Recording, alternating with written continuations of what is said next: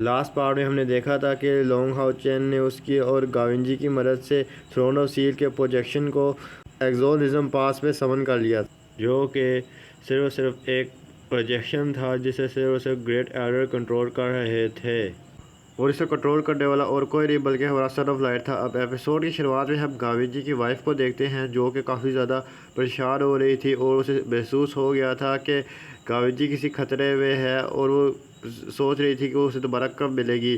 तभी उसी वक्त वो पीछे से एक लाइट निकलते हुए देखती है जो सीधा आसमान में चली जाती है, और उसे देख के वो सुन्न रह जाती है क्योंकि ये था थ्रोन ऑफ सील की प्रोजेक्शन की लाइट। अब हमारा सीन शिफ्ट होता है और हम ग्रेट एल्डर को देखते हैं जो कि थ्रोन ऑफ सील के प्रोजेक्शन को कंट्रोल कर रहे थे। तभी वहाँ पे प्रहलादियन लीडर आ जाते हैं और ग्रेट एल्डर उन्हें बताते हैं कि हमने थ्रोन ऑफ सील के प्रोजेक्शन को एक्सोर्सिज्म पास में एक्टिवेट कर लिया है। अब हम डीमन से एक्सोर्सिज्म पास को बचा लेंगे, और एक्सोर्सिज्म पास में इस थ्रोन के ऊपर बैठने वाला, इस थ्रोन को समझ करने वाला और कोई नहीं बल्कि लोंग हाओ चैन है। अब इसमें कमांडर कहते हैं कि क्या लोंग हाओ चैन सच में थ्रोन ऑफ सील की पावर को संभाल सकता है। इस पे ग्रेट एल्डर कहते हैं कि लोंग हाओ चैन की जगह कोई और होता तो सिर्फ मेरी पावर का 1% यूज़ कर सकता, लेकिन ये है सन ऑफ लाइट जिसकी वजह से उसने सारी पावर को कंज्यूम कर लिया है और उसने मेरी 50% पावर को समझ किया है। ये तो मेरी सोच से भी परे है, मगर अफसोस इस बात का है कि अब जाने पास पे इस थ्रोन और सीट के प्रोजेक्शन को समझ करने में देर कर दी, क्योंकि हमारे कई सारे वॉरियर्स अब मारे जा चुके हैं। वहीं पर हमारा सी शिफ्ट होता है और हम देखते हैं कि कई सारे वॉरियर्स मारे जा चुके थे और अब जो बचे हैं वो थ्रोन और सील के प्रोटेक्शन में थे।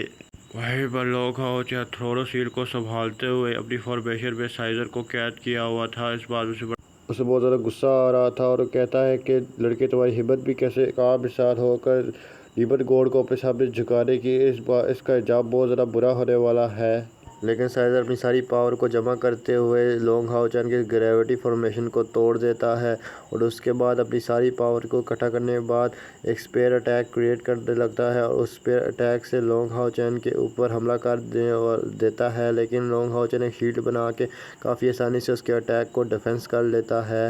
लेकिन साइजर ने फिर से मल्टीपल स्पाइक अटैक से लोंग हाओ चैन के ऊपर हमला कर दिया था, जिसकी वजह से वहाँ पे हम देखते हैं काफ़ी बड़ा ब्लास्ट होता है जिसकी आवाज़ काफ़ी दूर तक गूंजती है, और कहता है कि आखिरकार मेरे इस हाओ चैन को, इस एरोगेंट लड़के को जहाज से बाहर ही डाला। लेकिन तभी उसे किसी के कदमों के निशान नजर आते हैं, जिससे साइजर को समझ में आ जाता है कि लोग हाओ चैन अभी जिंदा है, और जो लोग हाओ चैन शील्ड बनाई थी वो साइजर के अटैक को डिफेंस करने में कामयाब रही। तो अभी लोग हाओ चैन कहता है कि तुम शायद नहीं समझे, थ्रोन ऑफ सील की पावर्स को हराना नामुमकिन काम है। और ये कहते हैं उसे अपनी तरफ खींचता है और फिर उसके ऊपर ज़ोर से उसके फेस में मुक्का मार देता है, जिसकी वजह से साइजर काफ़ी दूर जाके गिरता है। और उसके बाद लोंग हाओ चैन भागते हुए गाविंजी के पास आता है, उन्हें उठाकर कहता है लीडर उठिए, अभी तक बैटल ख़त्म नहीं हुई है। लेकिन तब हम देखते हैं कि इसका कोई फ़ायदा नहीं होता, क्योंकि हाओ चैन देखता है कि गाविंजी ऑलरेडी मर चुका है और उसे ये देखकर काफ़ी ज़्यादा दुख होता है।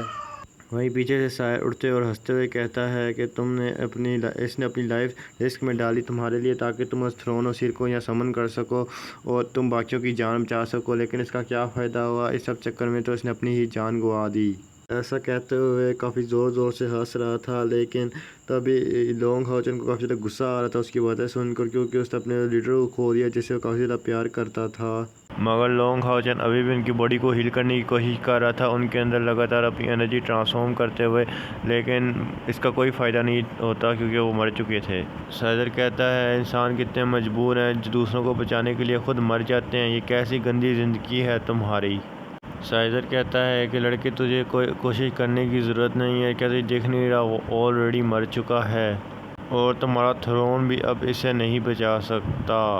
अब हाओ चैन को बहुत ही ज़्यादा गुस्सा आ जाता है। दूसरी तरफ साइजर बहुत ही ज़्यादा हंस रहा होता है। और अब लोंग हाओ चैन गाविंजी की आंखें बंद करते हुए कहता है कि लीडर अब आप रेस्ट करें, क्योंकि ये जंग अभी ख़त्म नहीं हुई है, मैं आपका जा रहा हूँ बदला लेने के लिए।